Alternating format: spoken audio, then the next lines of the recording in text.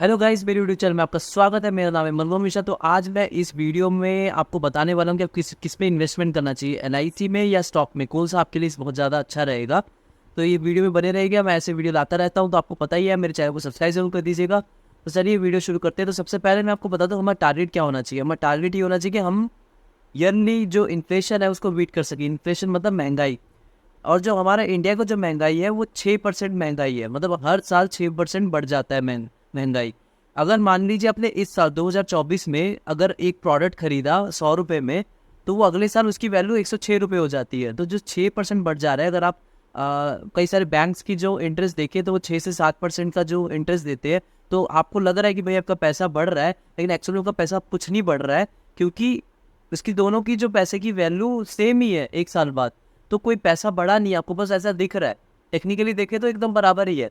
तो इस वीडियो में आपको मैं बताऊंगा कि जो स्टॉक्स है और एलआईसी है, इन दोनों में आपको किस में इन्वेस्टमेंट करना चाहिए और लॉन्ग रन में आपको कौन सा अच्छा खासा फायदा देगा। तो इस वीडियो में बने रहिए। सबसे पहले मैं आपको एलआईसी की बात कर देता हूँ। एलआईसी बेसिकली इसका जो नाम है वो इंश्योरेंस पॉलिसी है, लाइफ इंश्योरेंस है।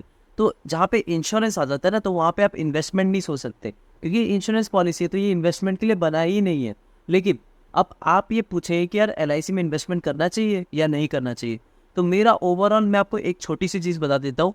लॉन्ग रन में मैंने बहुत सारे एलआईसी को देख रखा है, बहुत सारे एलआईसी की पॉलिसी के बारे में मैंने फुल डिटेलिंग स्टडी कर रखी है। और मुझे ये पता चला कि जो उसका मोस्टली जो इंटरेस्ट रेट है 5% से लेकर 8% के बीच। 8% भी नहीं होता, मैं 7% के बीच ही मानूंगा, 5 से 7% के बीच।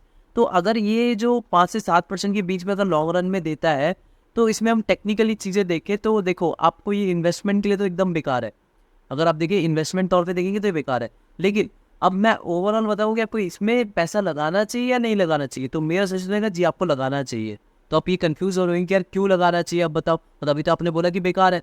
देखिए, मैं आपको बता रहा हूँ कि जैसे हर एक चीज़ की ना कुछ कुछ खासियत होती है, तो वैसे ही इंश्योरेंस पॉलिसी भी कुछ खासियत है। मतलब मैं आपको बता रहा हूँ कि अगर आप एलआईसी कुछ पॉलिसीज देखोगे, वो आपको डेफिनेटली फ़ायदा देगी। मैं आपको रीज़न बताता हूँ। जैसे कि मैं आपको बताता हूँ कि पहली चीज़, 5 से 7% आपको गारंटी रिटर्न देता है।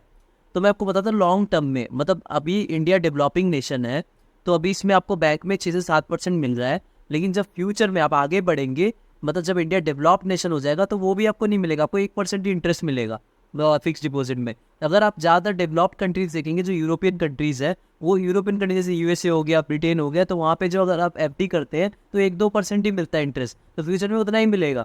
तो अब भी जब अगर आप ऐसा कोई प्लान लेते हैं जब को लॉन्ग रन में मतलब फिक्स आपको रिटर्न देगा, तो डेफिनेटली ये एक अच्छा चीज़ है। लेकिन क्या आप ये एक ही चीज़ लेके चलेंगे कि आपको 6 से 7% दीजिए तो आप खुश है? ऐसा बिल्कुल भी नहीं है, क्योंकि मैं आपको बता रहा हूँ कि 6 से 7% कुछ नहीं होगा, क्योंकि आप इन्फ्लेशन के साथ साथ चल रहे हैं। मतलब पैसा नहीं बढ़ रहा है, बस आपका पैसा रिटेन हो रहा है, मतलब जितनी वैल्यू है उतनी ही रह रही है। लेकिन वो भी आजकल ज़रूरी हो गया है। तो उस चीज़ के लिए ये सही है, लेकिन सिर्फ ये एक चीज़ के लिए सही नहीं है। मतलब उसमें आपको कई सारी कवर प्लान मिलने चाहिए। मतलब जैसे कि मैं आपको बताता हूँ डेथ बेनिफिट, कि देखिए अगर आप म्यूचुअल फंड या स्टॉक या किसी में भी आप इन्वेस्ट करते हैं, अगर आपको कुछ भगवान ना करे कुछ हो जाता है, तो आपको फैमिली को तो कुछ नहीं मिलेगा, जो उसकी मार्केट वैल्यू है वही मिलेगी। लेकिन जो एलआईसी में है, ऐसा भी प्लान होते हैं इसमें कवर अप भी मिल जाता है, डेथ कवर अप। तो अगर भगवान ना करे आपको कुछ हो जाता है, तो आपको फैमिली को भी मिल जाता है और अच्छा खासा रिटर्न मिलता है, 20 से 25%, किसी में 15%, या इतना रिटर्न फिक्स होता है उनका। तो ये जो चीज़ें हैं, या उससे ज़्यादा भी मिलता है, तो ये चीज़ें हैं, ये थोड़ा अच्छा रह जाता है। तो एक तो आपका इंटरेस्ट आपको 6 से 7% मिल रहा है, प्लस आपको डेथ कवर भी मिल रहा है, प्लस आपको पेंशन प्लान भी मिलना ज़रूरी है। मतलब आपको उसका जो इंटरेस्ट पेंशन के तौर पे मिलना। उसके बाद आपका, ये तो 3 चीज़ इंपॉर्टेंट हो गई। उसके बाद आपका टैक्सेशन रिबेट। अगर मान लीजिए आपने एक अच्छी खासी आपकी सैलरी है, तो वो कुछ टैक्स रिडक्शन जो चाहिए ही होगा, मतलब ताकि आप ये पैसा गवर्नमेंट के पास ना दे के आप इधर इन्वेस्ट कर सके। मतलब समझ रहे हैं ना आप। अगर आप म्यूचुअल फंड में लेंगे, तो चलो मुझे पता है कि म्यूचुअल फंड या स्टॉक्स में अगर आप जैसे म्यूचुअल फंड में भी कुछ टैक्स सेविंग प्लान्स है, लेकिन फिर भी वो रिस्की हो जाता है कि सब्जेक्ट टू मार्केट रिस्क है, यहाँ पे आपको फिक्स रिटर्न मिल रहा है। तो आप इसमें अगर आपको टैक्स बेनिफिट मिल रहा है तो कोई प्रॉब्लम नहीं है, आप उसमें भी कवर अप हो सकता है। उसके बाद आपको लोन भी मिलता है। मैंने ये भी देखा है कि कुछ कवर अप आपको लोन कवर अप भी देते हैं। मतलब अगर आप लोन लेंगे तो उसमें 5-6% देना पड़ता है, क्योंकि आपको अपने अपना एसेट रख रखा है।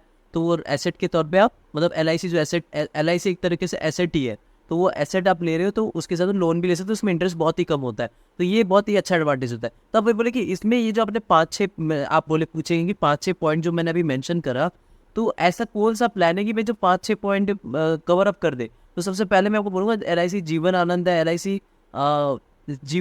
उमंग है। अगर आप जीवन उमंग देखेंगे तो वो भी बहुत अच्छा है। तो जीवन आनंद है, उसके अलावा भी अगर आप रिसर्च करेंगे तो आपको और भी ऐसे मिल जाएंगे कोई से प्लान, लेकिन आपको ये कवर अप करना बहुत ज़रूरी है। अब अगर आप ये कवर अप नहीं कर रहा तो आप डेफिनेटली LIC पे मत जाइए, क्योंकि ये इन्वेस्टमेंट के लिए है ही नहीं। क्योंकि वो 6-7% जो मिल रहा है उसे आपको मनी रिटेन हो रहा है और कोई बढ़ नहीं रहा है, मतलब कोई इंटरेस्ट आपको मिल नहीं रहा है।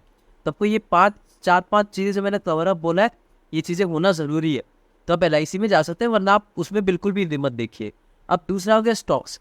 देखिए स्टॉक्स बहुत ही वोलाटाइल है, मैं आपको बता रहा हूँ बहुत ज़्यादा वोलाटाइल है। अगर आप आज इन्वेस्ट करते हैं ना, वो कल या परसों ही आपको 7-8% मिल जाते हैं, या नेगेटिव 7-8% हो जाता है। तो आपको ये बताता हूँ कि आप स्टॉक्स में इन्वेस्टमेंट कर सकते हैं, लेकिन आपका मेरा सजेशन रहेगा कि आप डाइवर्सिफाई करिए। अगर आपको नॉलेज है तो इसमें घुसिए, नॉलेज नहीं है तो बड़ी कंपनीज का स्टॉक लीजिए, ये नहीं कि पेनी स्टॉक्स ले रहे हैं। मतलब बड़ी कंपनीज के जैसे वेल एस्टैब्लिश्ड है, हिंदुस्तान यूनिलीवर हो गया आपका, रिलायंस हो गया आपका, मतलब जो भी बड़े बड़े स्टॉक्स है जो कि लार्ज कैप स्टॉक्स है, आपका टाटा हो गया, तो ऑलरेडी वेल एस्टैब्लिश्ड है, तो आप वो परचेज कर सकते हैं। तो क्या है कि उसके डूबने के चांसेस बहुत कम होते हैं, लेकिन उसमें भी डाइवर्सिफाई करिए। ये नहीं कि सारा पैसा आपने रिलायंस में ही लगा दिया, सारा पैसा आपने टाटा में लगा दिया, सारा पैसा अदानी में लगा दिया, ऐसा कभी मत करिएगा। डाइवर्सिफाई सब में मिला मिला के आप परचेज करिए, और मैं आपको बता रहा हूँ लॉन्ग रन में आपको ठीक ठाक सा रिटर्न मिल जाएगा। ये है आपका स्टॉक्स। तो इन्वेस्टमेंट के तौर पे जाना चाहते थे तो आप स्टॉक्स या म्यूचुअल फंड की तरफ से देख सकते हैं, लेकिन LIC को नहीं देख सकते। लेकिन आप कवर अप और कुछ ये चीज़ें तो दोनों ज़रूरी हैं। मतलब आप ये मत सोचिए कि दोनों बेकार है, मतलब जो सॉरी LIC बेकार है, LIC भी ज़रूरी है, ये भी ज़रूरी है। तो अपना कुछ पोर्टफोलियो इसलिए भी रखिए, कुछ पोर्टफोलियो अपना स्टॉक्स में भी लगाइए। तो मेरे चैनल को सब्सक्राइब जरूर कर दीजिएगा, मैं ऐसे वीडियो लाता रहूँगा। Thank you.